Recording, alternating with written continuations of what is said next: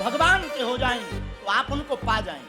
क्योंकि नदी की गहराई का पता आप किनारे खड़े होकर के नहीं लगा सकते, नदी में तुम्हें उतरना पड़ेगा, तब तुम नदी की गहराई का पता लगा पाओगे। उसी प्रकार परमात्मा और परमात्मा की शक्ति को जानने के लिए तुम्हें आध्यात्मिकता में उतरना पड़ेगा। और अध्यात्म का मतलब है न नास्तिक होना न आस्तिक होना, मेरी नजर में वास्तविक होना ही आध्यात्मिकता है।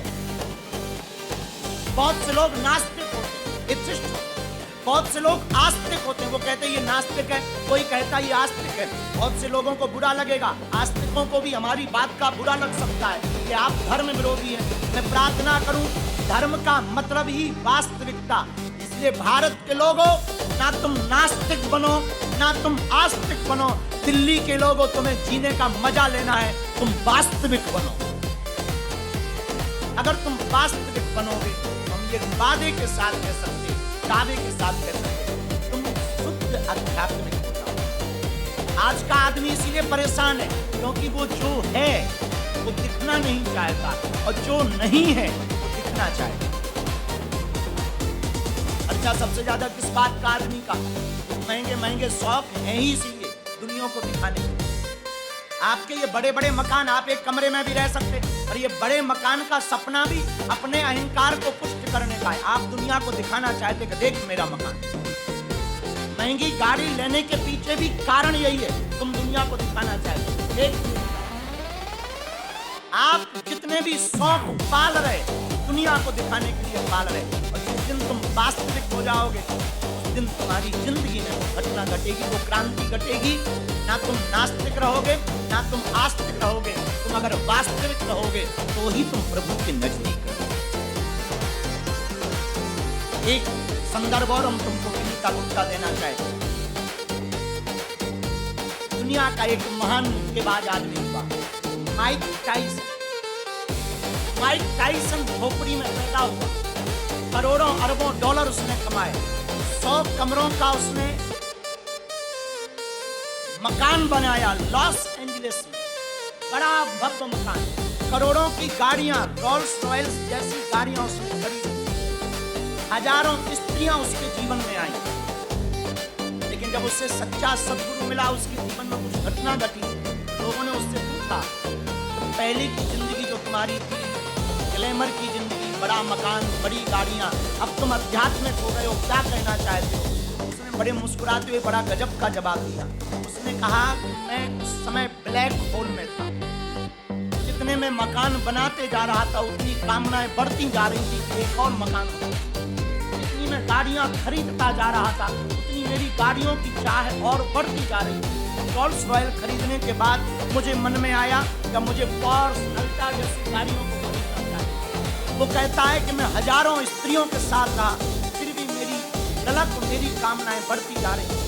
उसने कहा कि जिस दिन मैंने त्याग कर दिया, मुझे घृणा हो गई, उस दिन मुझे एक बात समझ में आई कि जिंदगी में खुश रहने के लिए $1,00,000 नहीं, $1,000 का, $1,000 का। इसलिए उससे पूछा कि अब तुमने बदलाव क्या किया, तो तुम बदल कैसे गए? उसने भी वही उत्तर दिया तो हमारा है। उसने कहा हम जो थे वैसे ही जीने लगे, हम प्रसन्न हो गए। दिल्ली के पागलों, आज का सूत्र तुम नोट करो। विनीता गुप्ता, तुमने पूछा कि आध्यात्मिक कैसे हो सकते हैं, तो तुम सूत्र नोट करो। ना तुम नास्तिक बनो ना तुम आस्तिक बनो, मेरी बात मानो, तुम वास्तविक बनो। तुम जैसे हो वैसे, तुम्हारा जो स्वभाव है उस स्वभाव में रहो। हाँ, याद रखना, ऐसा स्वभाव बनाओ किसी का दिल ना, किसी को बुरा ना लगे। इसका मतलब ये नहीं कि किसी को बुरा ना लगे पर तुम्हें बुरा लगे। ऐसे बनो सम अवस्था, दुख आवे बहुत घबराओ मत, सुख आवे ज्यादा भूलो मत, भगवान को धन्यवाद। हर हाल में मस्त रहना सीखो, किसी भी परिस्थिति में मस्त रहो। चाहे दुनिया लुट जाए, अपनी मस्ती मत जाने दो। याद रखना, संपत्ति लुटेगी तो तुम टेंशन में रहोगे, तो तुम पागल घोषित हो जाओगे। संपत्ति लुटे और तुम मुस्कुरा कर अगर अटेंशन में रहोगे तो फिर से संपत्ति को पा जाओगे, फिर से सब कुछ खोया हुआ पा जाओगे।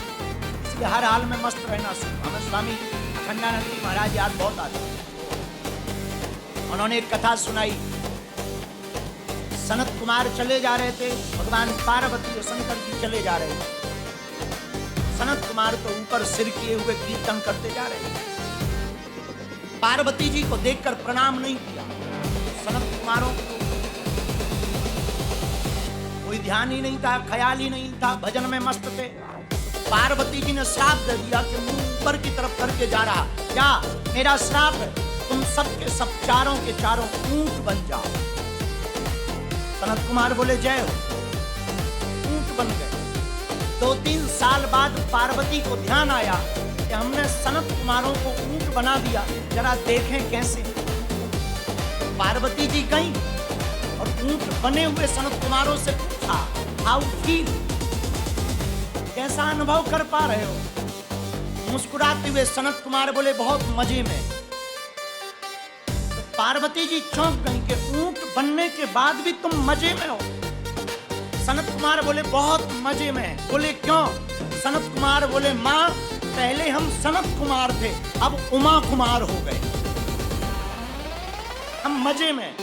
पार्वती जी ने बोली ये कोई लॉजिक नहीं है मजे में रहने का, कोई और कारण बताओ। सनत कुमार बोले माँ हम मजे में हैं। क्यों? बोले पहले क्या मांग कर खाना पड़ता था, जब से ऊंट बन गए चाय जहां मुंह पर करो खा लो पत्ती। और पहले तो फ्रेश होने के लिए जाना पड़ता था, अब तो जहां खाओ वहीं गिरा दो बाहर, नो प्रॉब्लम। एकदम पार्वती जी क्या गजब की मस्ती है, इसी का नाम मस्ती है। हर हाल में मस्त रहना अगर सीखना है तो कुछ बुरा भी आ जाए ना जिंदगी में, उसमें भी अच्छा खोज लेना ही आध्यात्मिक